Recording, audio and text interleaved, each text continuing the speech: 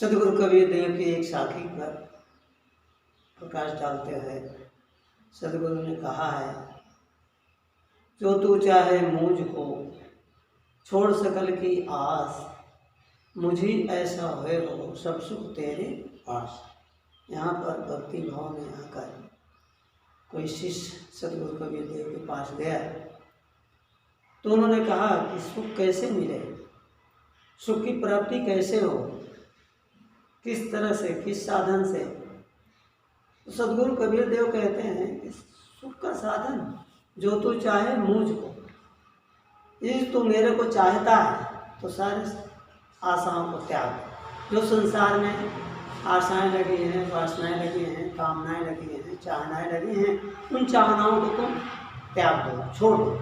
जो तू चाहे मुझ को छोड़ सकल की आस, मुझे ऐसा हो रहो तो सब सुख तेरे पास। साहब कहते हैं कि तुम मेरे समान, जैसे मैं निश्चय निष्काम, कोई प्रकार की चाहना नहीं, कोई कामना नहीं, कोई वासना नहीं, तो सब सुख तेरे पास, सब सुख तेरे पास। जैसे मेरे पास सब सुख है, इसी प्रकार से सारे सुख, संसार के सुख जितने भी हैं, सब सुख का मतलब है जितने भी संसार के सुख हैं, हम चाहते हैं संसार में लोग कोई भी दुख नहीं चाहता, सभी सुख चाहते हैं। परंतु यहाँ पर साहब बोलते हैं कि चाहत तो है सुख, पर चाहत सुख दुख संग न चाहते। भले सुख का साथ तो चाहते हैं पर दुख का साथ नहीं छोड़ते। जैसे कोई व्यक्ति है बीड़ी पीता है, अब वो किस लिए पीता है? सुख के लिए पीता है, पर दुख का साथ नहीं छोड़ता, क्योंकि बीड़ी पिएगा, खांसेगा, बीमारी होगी, टीबी होगी, क्या क्या होगा, तो दुख उसमें लगा होगा। चाहता तो सुख है पर मिलता है दुख। इसी प्रकार से कोई दारू पीता है, किस लिए पीता है? कोई भी प्रकार का नशा करता है, व्यसन करता है, किस लिए करता है? सुख के लिए करता है, पर मिलता क्या? मिलता है दुख। क्योंकि दारू पी लिया, अब उसे कोई भान नहीं, कहाँ पड़ा है, नाला में पड़ा है, नाली में पड़ा है, कैसे पड़ा है। तो इसीलिए साहब कहते हैं कि चाहत सुख दुख संग न चाहा। बोलते चाहते तो सभी लोग सुख है, पर दुख का साथ नहीं छोड़ता, क्योंकि दुख उसके साथ में लगा हुआ है। जो भी संसार के विषय हैं उनको हम ग्रहण करते हैं, परंतु उन विषयों में सुख है नहीं। इसीलिए साहब ने कहा कि भाई तुम चाहो मुझे तो सारी आशाओं को, कामनाओं को त्याग दो, छोड़ दो। जहाँ पर आशाएं होंगी, वासनाएं होंगी, कामनाएं होंगी, तो सब सुख नहीं मिलेगा। सुख तो मिलेगा थोड़ा सा, परंतु वो जो सब सुख है, और वो सब सुख किसका होता है? वो अंतरात्मा का होता है। विषयों में सुख है नहीं, पर दुनिया सब यही समझती है कि इन विषयों में सुख है। सदगुरु कबीर देव बीजक में कहते हैं कि बोले जिस प्रकार से श्वान है, कुत्ता है, एक हड्डी को चबाता है, तोड़ता है अपने दांतों से, तो उसके मसूड़े कट जाते हैं और उनमें से खून निकलता है, रक्त निकलता है, पर वो समझता है कि इस हड्डी में सुख है, इसी में आनंद आ रहा है, इसीलिए वो और जोर से उसको पकड़ता है और जोर से चबाता है, पर वहाँ पर उसको सुख मिलता नहीं है, आभास है केवल। इसी प्रकार से बोले जैसे वो कुत्ता ना समझ हड्डी को ऐसे चबाता रहता है, परंतु उसी के मसूड़ों का जो खून निकलता है उसी को सोचता है इसमें से निकलता है, उसी को चाटता है, पोता है, और किसी को देखता है तो लेकर भाग भी जाता है। इसी तरह संसार में लोग हैं, विषयों में आनंद मानते हैं, सुख मानते हैं, परंतु वो सुख उनका नहीं है, वो सुख है अंतरात्मा का।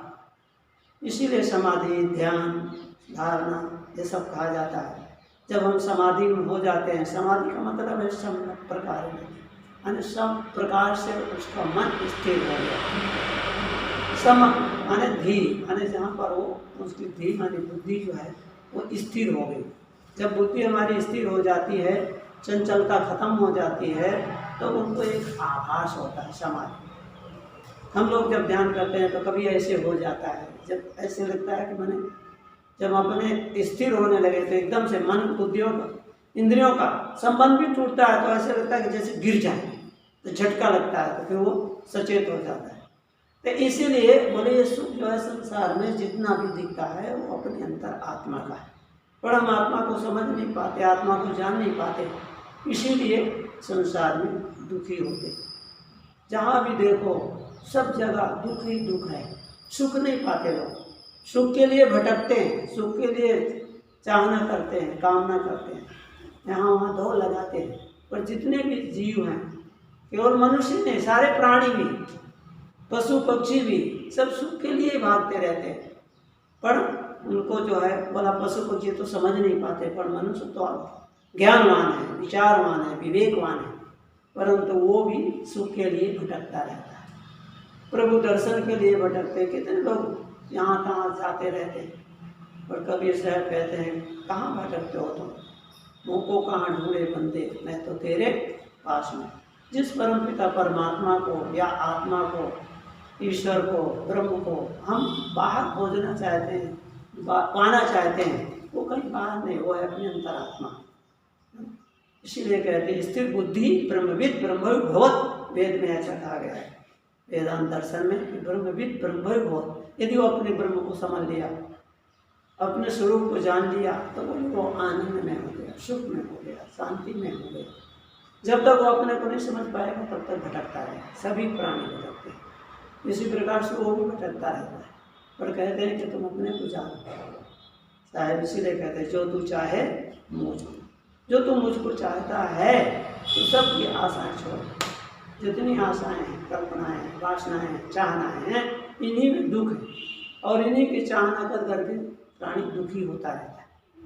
मान लेता है मेरा मठ है, मेरा मंदिर है, मेरी जमीन है, मेरी जायदाद है, सब ऐसा मान मान करके बंधन में पड़ता जाता है, और उनमें से सुख नहीं मिलता बल्कि और उसको दुख ही मिलता जाता है। इसीलिए साहब कहते हैं सबकी आशाएं छोड़ दें।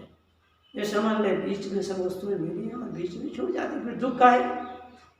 जो मिली हुई वस्तु है वो छूट गई तो काहे का दुख, पर समझ नहीं है तो दुख होता है।